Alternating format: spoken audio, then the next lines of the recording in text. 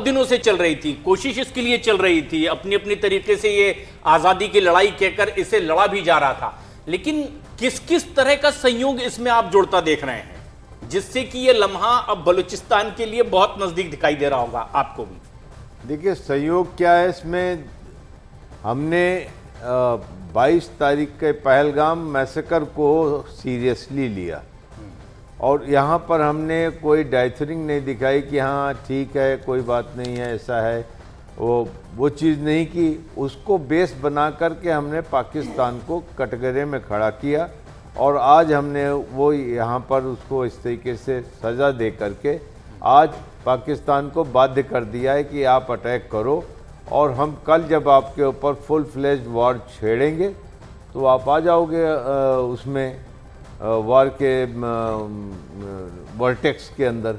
तो वो यहाँ फंस गया है। हमने अगर इसको छोड़ देते, जैसे हमने 26/11 छोड़ दिया या हम कोई भी बाकी पुलवामा में हमने कोई ख़ास नहीं किया, यहाँ पर ये चीज़ हमने इसको वॉर में कन्वर्ट किया है ताकि दुनिया का इसके ऊपर ध्यान जाए और ये चीज़ जो है हमारे फेवर में बनती हुई दिख रही है और इसको हमें छोड़ना नहीं चाहिए। इसमें किसी भी पक्ष की बात नहीं सुननी चाहिए, इसको लॉजिकल कंक्लूजन में ले जाना चाहिए। प्रशांत जी, मैं ये कहना चाहता हूँ कि यहाँ पर फिर हम सेंसेक्स की बात ना करें, जीडीपी की बात ना करें, क्योंकि इसकी भी बातें शुरू हो गई हैं कि इकॉनमी पे असर पड़ेगा और यहाँ असर पड़ेगा।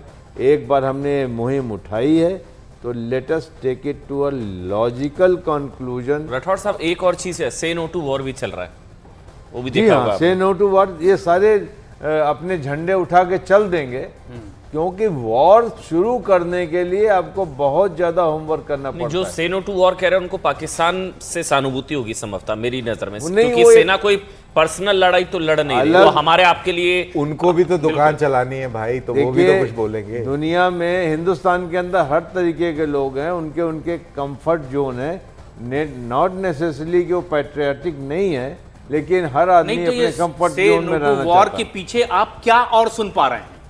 क्या आपको साउंड रिफ्लेक्ट कर रहा है इसके पीछे? से नो टू वॉर में लोगों के इंटरेस्ट हैं, सबके अलग अलग इंटरेस्ट हैं, किसी को बाहर से मोटिवेटेड इंटरेस्ट भी हो सकते हैं, तो उनकी लॉबीज हैं। अब वो कोई इतना एग्जाल्टेड है जिनको कि पैट्रियाटिज्म का कोई मतलब नहीं है। नहीं सर, मतलब सॉरी टू से मेरी थोड़ी राय अलग है। मतलब जब आपके घर पर हमला होता है तो या तो आप साथ हैं या खिलाफ है, या आतंक के खिलाफ लड़ाई है। इसमें या तो आप हमारे साथ हैं या आतंक के साथ है, ये मतलब और तो उसमें कोई बैलेंस वाली अप्रोच हो ही नहीं सकती है। अगर आज की तारीख में पाकिस्तान ने आपके घर में घुसकर मारा, पाकिस्तान ने पहलगाम में हमारे 26 लोगों को मारा, पाकिस्तान ने हमारे 15 शहरों के मिलिट्री इंस्टॉलेशन को टारगेट किया, पाकिस्तान ने हमारे यहाँ पर 8 मिसाइलें दाग दी, पाकिस्तान आपके घर में घुसकर मार रहा है, आप न्यूट्रल होने की एक्टिंग नहीं कर सकते हैं। या तो आप हमारे साथ हैं या आप आतंक के साथ हैं, ये दो ही ऑप्शन हो सकते हैं। पाकिस्तान अगर पाकिस्तान की पिटाई हो रही है, पाकिस्तान को थप्पड़ पड़ रहे हैं, पाकिस्तान का मुंहतोड़ पाकिस्तान को जवाब दिया जा रहा है, पाकिस्तान में ड्रोन गिर रहे हैं, अगर आपको सहानुभूति हो रही है तो फिर आपको अपने फिर उस लिहाज से तो फिर सवाल उठेंगे ना सर? जी हाँ, बिल्कुल उठेंगे। हमारे यहाँ जो एक फ्रीडम ऑफ स्पीच है, फ्रीडम ऑफ थॉट्स है, उसका लोग फ़ायदा उठाते हैं, लेकिन ये सारे कन्वर्ट हो जाएंगे। एक बार हम युद्ध में उतरेंगे तो ये सारे कन्वर्ट हो जाएंगे। इतना बड़ा इशू इनका नहीं है, लेकिन हाँ अपने आप को लोग एक्सपोज करते हैं, सोशल मीडिया पे दिखाते हैं, ये चल रही है मुहिम, कोई फ़र्क नहीं पड़ता है। मैं आज पूरे रात में ट्रैवल किया है, जिस भी ड्राइवर से मिला हूँ जो मुझे लेके आया है, पहला सवाल ये होता है, साहब इसको छोड़ना नहीं है, बीच में मत छोड़ना इसको। वो कह रहे हैं कि उम्मीद है कि इसको बीच में तो नहीं छोड़ेंगे ना, हम चाहते हैं कि इसका फैसला हो। ये बहुत अच्छी स्टेटमेंट आप दे रहे हैं, काम अधूरा नहीं छोड़ना। ये कर्नल दानवीर, शायद यही आप भी पहले भी बात कर रहे थे कि इस बार फुल एंड फाइनल का हिसाब किताब होना चाहिए, क्योंकि ये बार बार फिर ये आतंक की पूंछ टेढ़ी है।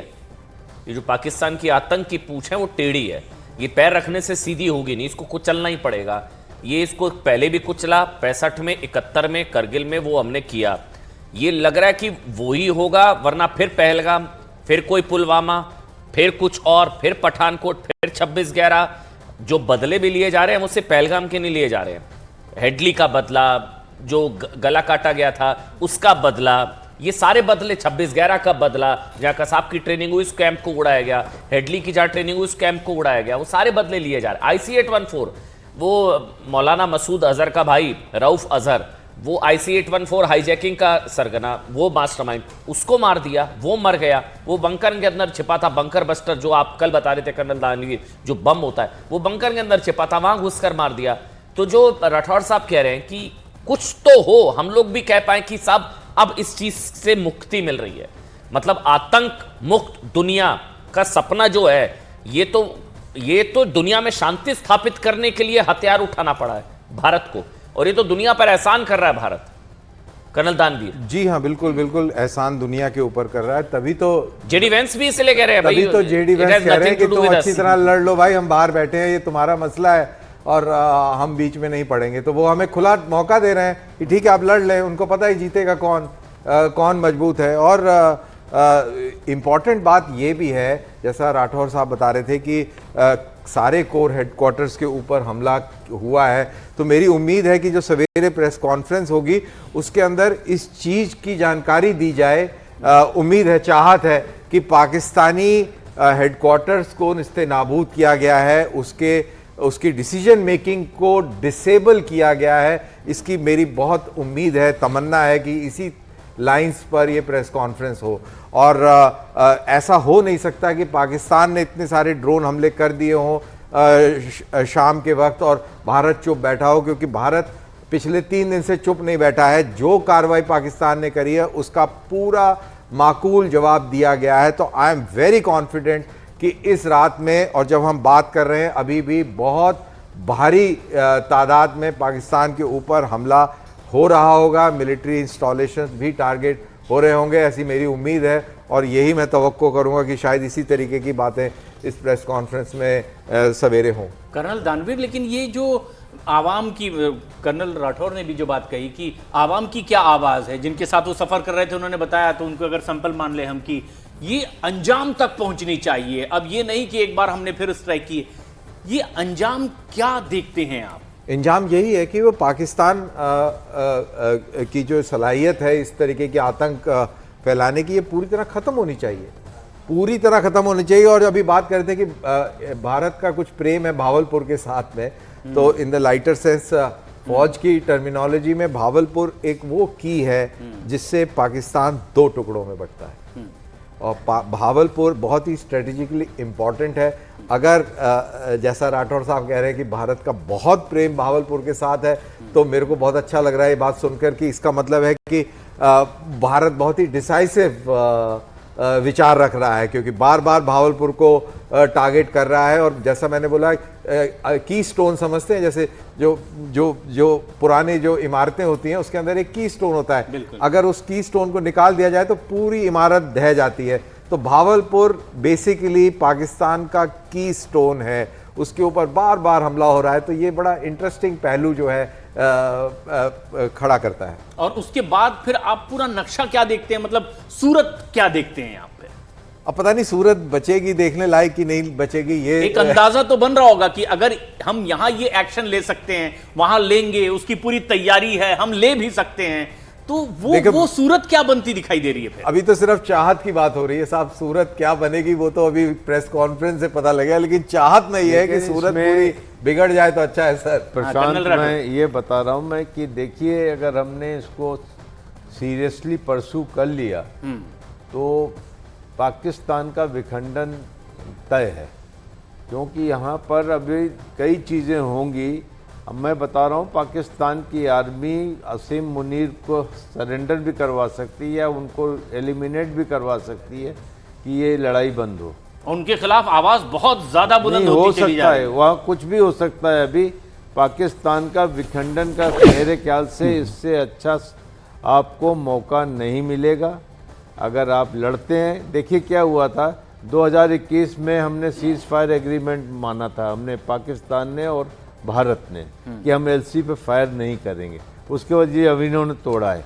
उसके चलते पाकिस्तान ने यहाँ से 60,000 ट्रूप्स हटाए थे हमारे सामने से और उनको ले जाकर खैबर पख्तूनख्वा में और बलूचिस्तान में लगाया था।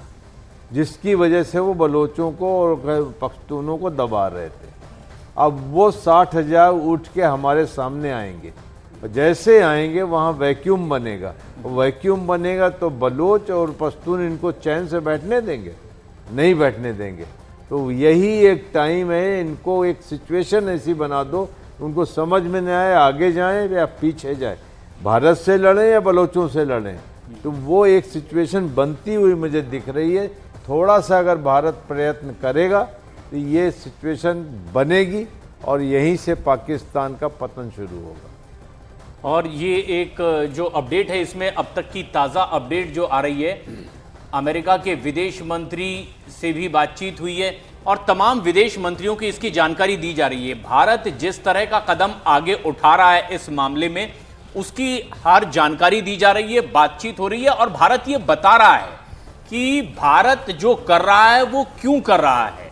भारत ने ये साफ कर दिया कि भारत का मकसद कहीं से भी वॉर का नहीं है, भारत किसी भी तरह से युद्ध की नहीं, बुद्ध की धरती है। और जो भी रिएक्शन भारत का है वो किस लिए है ये खुद भारत बता रहा है, लेकिन पाकिस्तान इस स्थिति में नहीं है कि वो बता पाए कि वो जो इस वक्त कर रहा है वो आखिर क्यों